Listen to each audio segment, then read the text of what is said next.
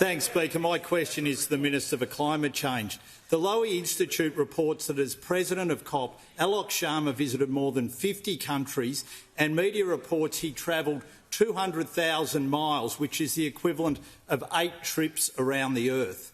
As President of COP31 negotiations, how many countries will the Minister be required to visit? How many miles will he need to travel? And how much taxpayer money will be spent in funding the full-time presidential duties of the part-time Minister?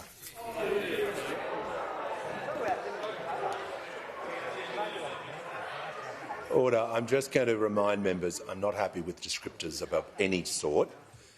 Just moving forward. Equally so, it will apply to anyone on this side of the chamber as well. So I'm not happy with that descriptor. So just want to make sure that, and it will go both ways if anyone is described in another way. So just stick to the name of the title, and I'll refer to members on page 514 of practice if anyone needs clarification. Give the call to the Minister for Climate Change and Energy. Well, thank you very much, Mr Speaker, and I thank the honourable gentleman for his question. But firstly, I must correct a misperception that both the Leader of the Opposition and the Shadow Minister are perpetuating their questions. The role of COP President is not a full-time position.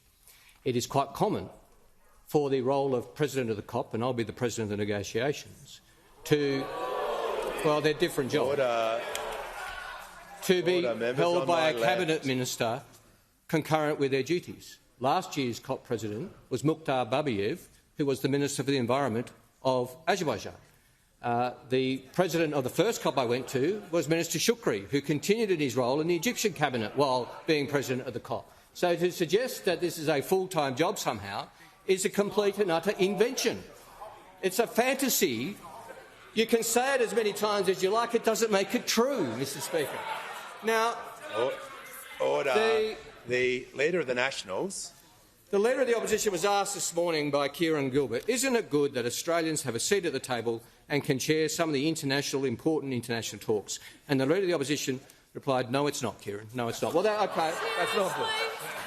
But Kieran Gilbert, he's not the first time he's interviewed a member of the Coalition front bench about COP, because he interviewed the gentleman who asked me the question in 2021. And on that occasion, the now Shadow Minister said, as a previous diplomat who went to COP in Buenos Aires, I can tell you that Australia plays a leading role in seeking agreement and getting all countries to play their part in reducing emissions. And we'll continue to play that role, so I've got no problems whatsoever engaging, said my Shadow Minister when he was defending COPs, Mr Speaker. Members on my and right, the member my for predecessor McNamara. as Minister for Energy also attended COPs, and the member for Hume gave a speech. Was the speech in Canberra? Or Sydney? Or Goulburn? No, it's in London. And he said, importantly, we recognise we cannot achieve all this alone and that international collaboration...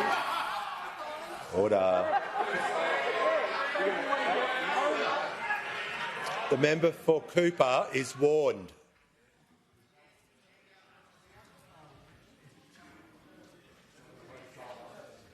When the House comes to order, I'll hear from the honourable member for Warner, who's entitled to raise his point of order. Thanks, Speaker, and it goes to relevance. We don't need a history lesson. What we want to know is how much the taxpayer is going to pay from this President and part-time Minister travelling the world. The member for Wannon, I was explicit in not using descriptors. And you agreed with me when I said that. So you will leave the chamber under 94A. I don't know how clearer I can be.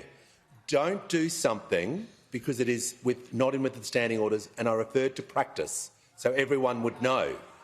So I'm not sure why you're surprised.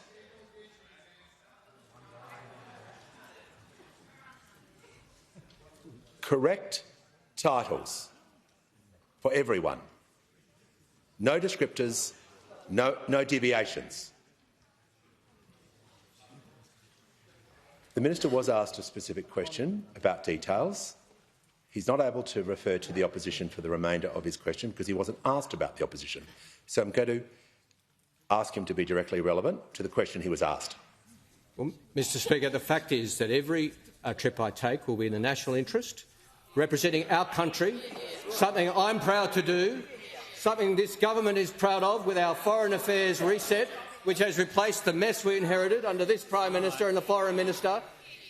It is unimaginable that those opposite would have been elected to such a position because you actually have to believe in climate change to be president of the climate change negotiation.